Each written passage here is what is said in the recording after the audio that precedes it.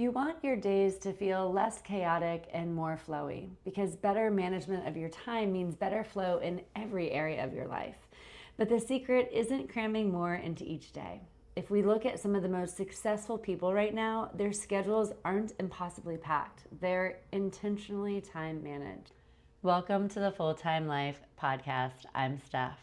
Full-time life stands for the notion that the concept of work-life balance is flawed. There is no such thing as work separate and apart from life. It's all just life, and it's up to each of us to find our own full-time life balance. On today's podcast, we are diving into strategies for how to be on time every time.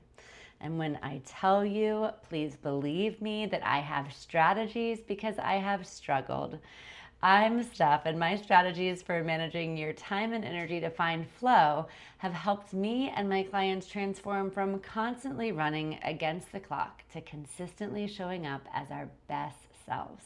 And today, I'm sharing about the concept of magical thinking about time that may be your issue. It may or may not be. If it's not yours, you may know someone who has magical thinking about time. And I'm sharing 5 hacks for time management that will transform your life forever and break the spell of that magical thinking about time. Before I dive right into our 5 tips to our 5 hacks, and we will dive right in, I want to encourage you to consider these hacks as ideas for action.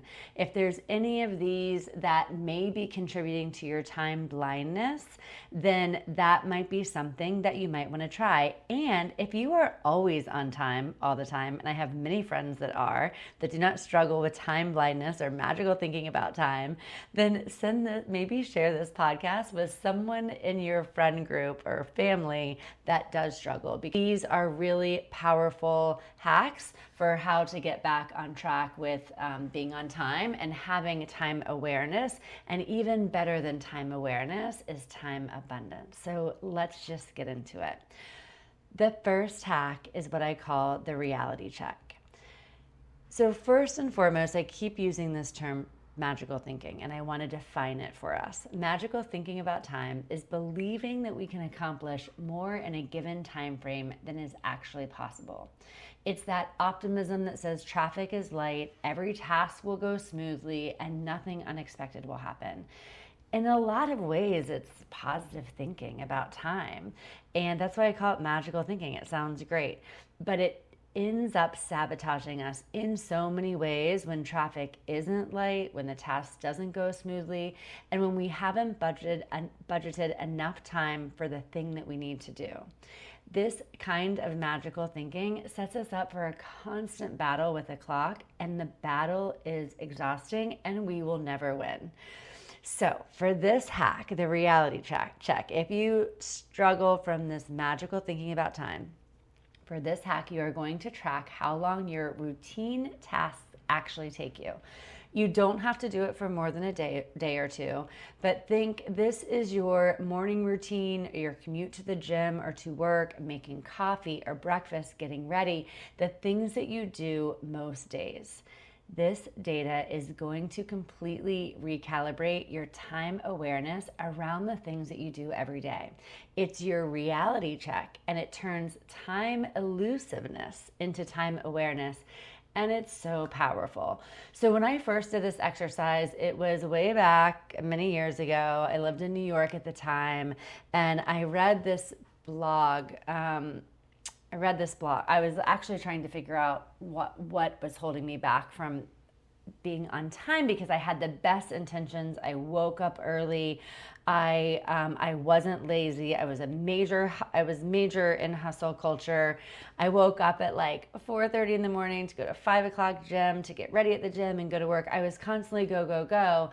And it didn't make sense that I would be late to places, and I felt like it wasn't representative of how hard I was working. And so I knew it was something I needed to change, and I read a blog at the time, and it listed all of these reasons why. It was so long ago. If I can find it, I'll link it in the show notes. But all of these reasons why you may be late. And one of them was you really don't realize how long it takes you to do things and how long it takes you to get places.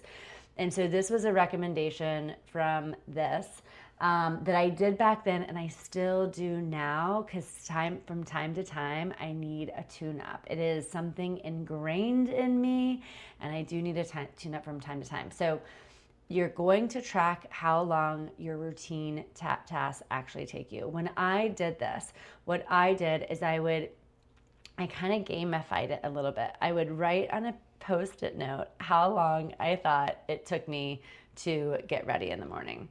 I would just write it on a post-it note, and then I would take my phone and I would start a timer, and I would get ready. And to be honest, I probably got ready faster, right? Because I'm gamifying it a little bit. But every time I was wrong. I was off, and not by a little. I would write on a Post-it note, this is how long I think it takes me to get to the gym. This is how long I think it takes me to get to work. And it doesn't have to be super scientific. You don't have to time it every day and then take the average. And no, just do it once, maybe do it a couple of times. I say do it over the course of a couple of days because we don't do the same thing every day. But it will provide a ton of awareness. You may be surprised at how long it really takes you to do things. And if you don't do anything else but this one exercise, this one hack, I really think it will change your relationship with being on time. I know it did me all those years ago. The truth is that sometimes we just need a reality check so that our relationship with time can be more realistic. And this realism, this awareness, is the first step to take you from time scarcity, which is never having enough time, toward time abundance.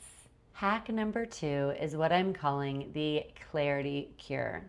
If you don't already, you should be putting absolutely everything in your calendar. Appointments, travel time, prep time, and even those quick things that you think won't take very long, but somehow you always have to do.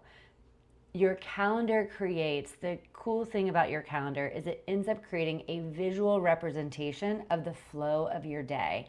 And this visual representation of your day helps you see where you're overscheduled, and it helps you manage your own expectations for the day. Now, I know this can be especially challenging when your time is not entirely your own, especially for work meetings and calls that you don't have a lot of control over, but it's still extremely helpful to have a calendarizing process in place, even if you can't control all the pieces.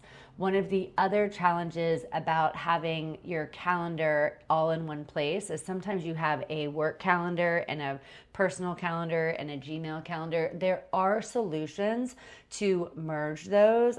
I won't go into it on this, but you can Google it, or if you want it, I can do it in a future post or YouTube video.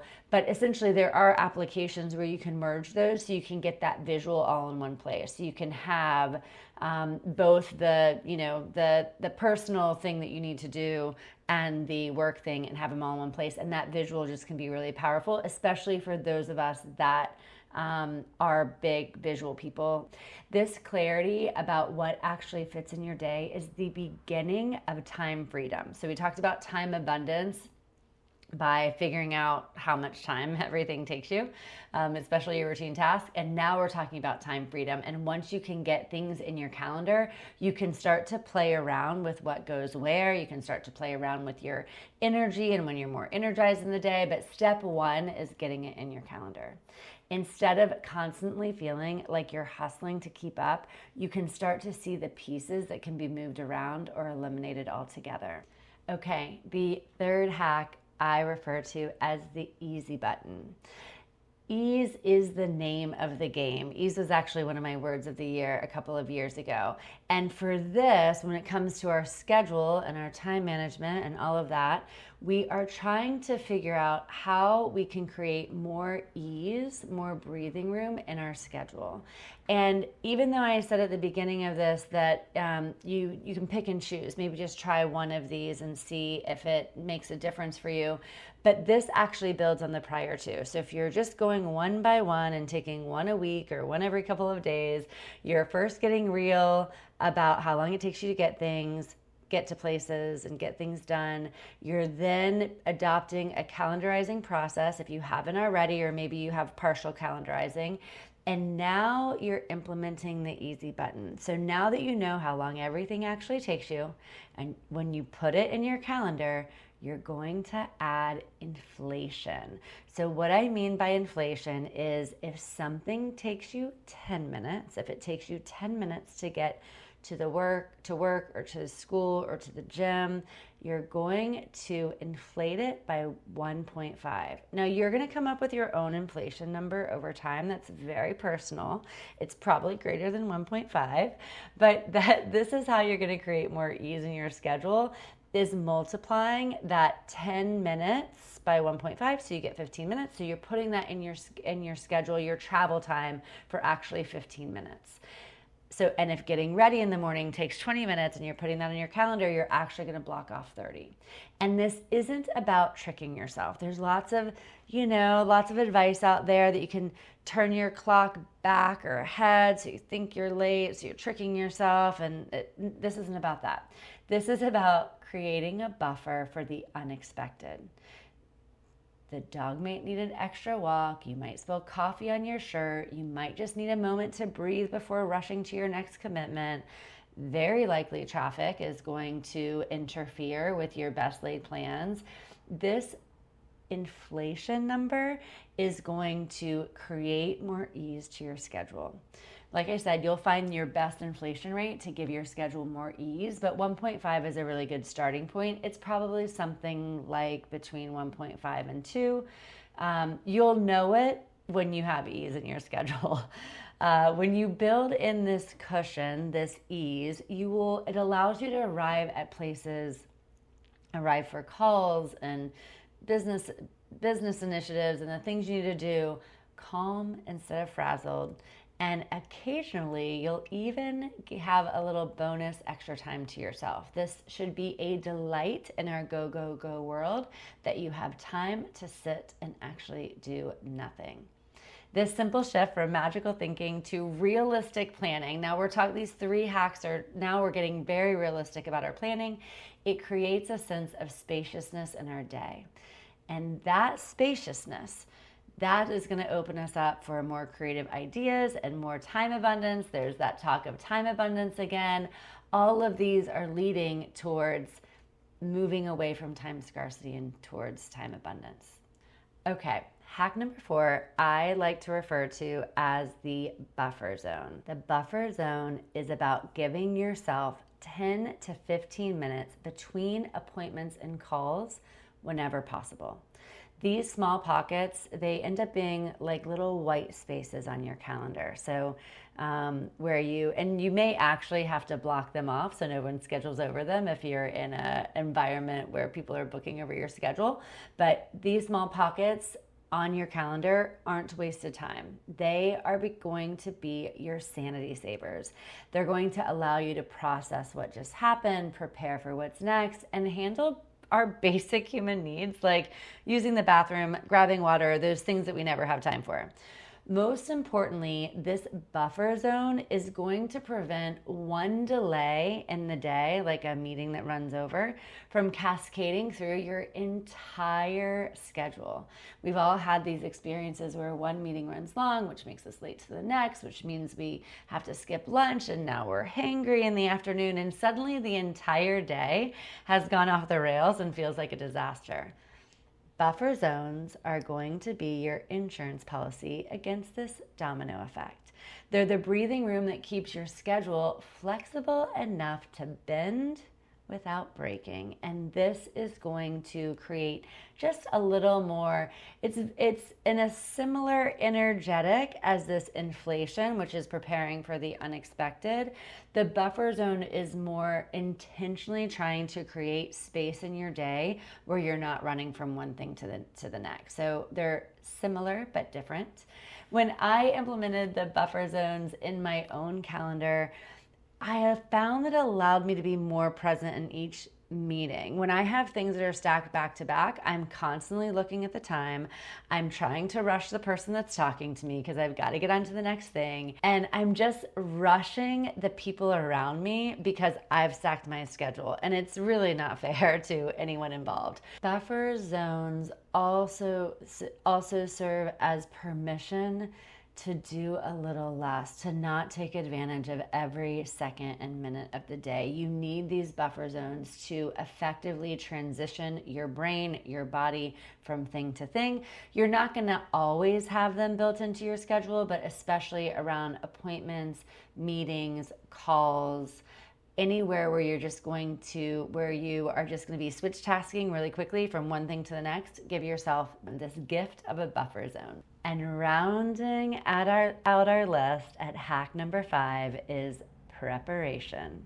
Preparation starts with looking at your calendar ahead of time. When let's say this is the night before where you really shut down for the day, when you see that your schedule is going to look tight for the next day, you can ask yourself this one question: what can I prepare now to create more ease tomorrow? Like I said, ease is the name of the game, and it really should be when it comes to managing your time. So what this looks like, what preparation looks like when you know your schedule is looking stacked for the next day, is here are some things that are very common. You can set out your clothes for the next day. You can prepare the coffee maker, pack your bag. These small actions are going to eliminate the just one more thing syndrome that often makes us late, especially earlier in the day. This is especially powerful for morning routines. Those are the first 20 to 60 minutes of your day. Those end up setting the tone for everything else that follows. So if you can prepare the night before, you're essentially giving a gift to your future self, that gift of a smoother, less chaotic start that's going to carry you throughout the day. Anything that you can do to prepare ahead of time when you have a stacked day is just going to make for more chances that you're going to be on time every time. Remember those morning workouts that I did in New York when I was like tracking my time and how long did it take me to get out the door, and I woke up at 4 early and I went to the 5 o'clock gym. I don't know if I should be admitting this. I'm going to. I don't do this now. I do not recommend, but I was trying so hard to, how do I get enough sleep, eat the right nutrition? I was ordering my meals from the gym. I was doing all the things. But one of the things I did for the preparation step of all of this is I would actually sleep in my gym clothes the night before, because that way when I got out of bed in the morning and I was meeting my bestie Tammy on the street corner. You can ask her if I was on time every time, but I was meeting her on the street corner, and so I had someone waiting for me, and I had this, I had my bag packed because I was getting ready at the gym. I had my water bottle, I had my coffee, all the things, so that literally I could roll out of bed, take a few steps to brush my teeth, and literally walk out the door. A little intense. I'm not suggesting that you sleep in tomorrow's clothes as part of your preparation. I thought I would share how nutso I got about this once upon a time. But setting out your clothes could be a good idea, especially if you're someone who has a little decision paralysis in the morning and that slows you down. This is a great preparation. Coffee, clothes, anything like that. And it's going to be very similar I'm talking very specifically about the morning routine, so I could tell you an embarrassing story about myself. But realistically, the preparation is also going to fit in with when you're scheduling and looking ahead at your calendar and you notice that you have a meeting and that a lot of times you'll have something on your calendar that you realize that you need to spend time preparing for, and sometimes the preparation is already done. But even then, when that preparation hack, maybe you even build in an extra 15 minutes pre-meeting so you can get your thoughts together if you're presenting.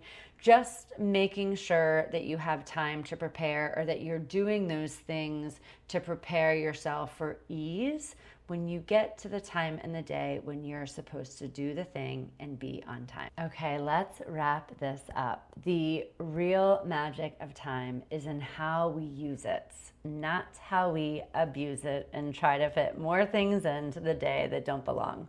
These 5 hacks, the reality check, the clarity cure, the easy button, the buffer zone, and the preparation hack, aren't about squeezing more into each day.